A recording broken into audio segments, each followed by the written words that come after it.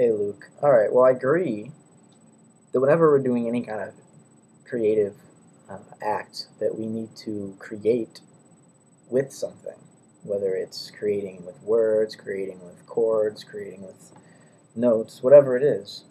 We need a base set. It's like we need the words in order to speak. You can't just. I mean, you could speak in tongues, but you're still using the same phonemes, the same sound structures and stuff. So I agree with that. You need some kind of a framework to work within. You need, I guess you could call them tricks in a bag. Um, but what are we really talking about here? Are we talking about improvisation or creativity or creative improvisation? Um, because creativity on its own is evolutionary. I agree with that. But it's mystical at the same time. I mean, I'm not afraid of that word. I guess a lot of people are because it implies you can't understand something.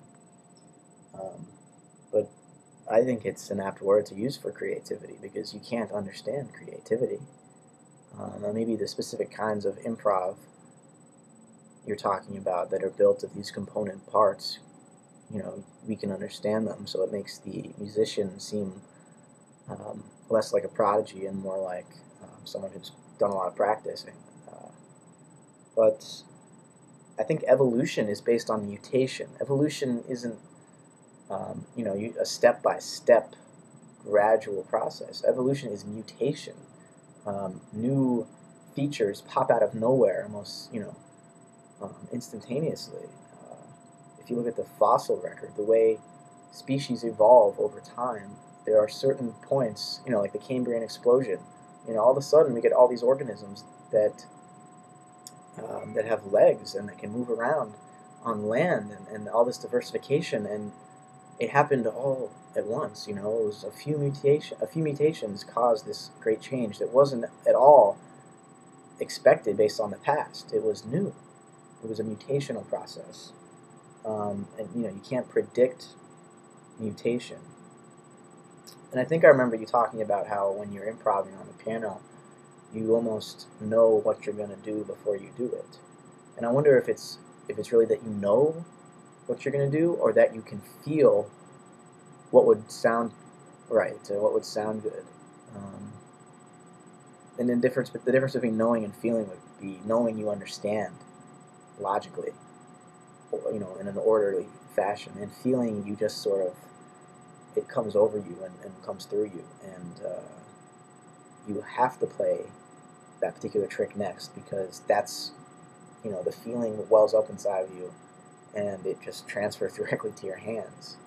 I don't play piano, so I can't really speak about what it's like to improv on a piano, but I enjoy speaking, and sometimes speaking you have to be extemporaneous. Most of the time, I mean, most of my YouTube videos are extemporaneous. I have a basic idea what I'm going to talk about before I talk about it, and I guess the bag of tricks that I'm drawing from is my vocabulary, and I have to put the words together in such a way that they make a meaning, make a meaningful statement. But there's more to it than that because every word I use can be used in a different emotional way. It can carry a different connotation. Um, I can make a different facial expression. I can intone the word in a different way and have a different meaning as a result. So there's all these other aspects besides just the hardware of the words themselves. There's a different way to speak them.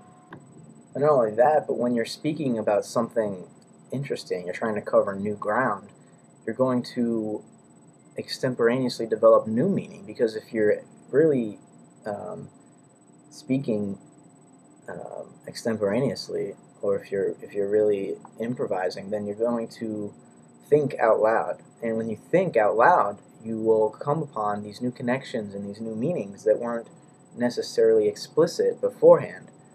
Um, and so you're not drawing a new meaning out of a bag as if it were already pre-established.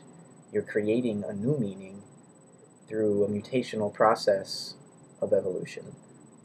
because everything you say builds on itself, and you finally lead yourself to this greater understanding, this greater connection. But that connection itself is new. It came from nowhere, so to speak. It might rest in some way by all of the stuff that was already said that builds up, this tension until the explosion at the top when you realize something new. But the realization itself, I think, that's creativity. That's unexplainable and quite mystical, I think.